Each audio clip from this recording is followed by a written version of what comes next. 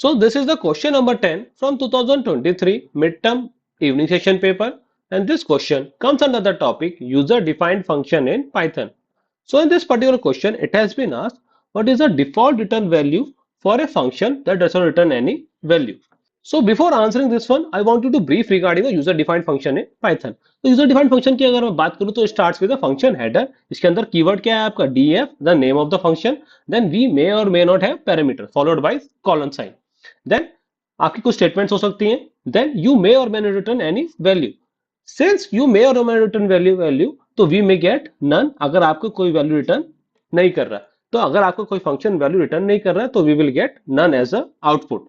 Hence, for this one, option number A is the correct one. Now, based on the similar concept, we have a practice question for you. You need to answer this one in comment box. What will be the right answer for this one? Okay, guys, then that's it for the day. If you have any doubt regarding this one, feel free to ask in the comment box. Okay, then thanks for your time.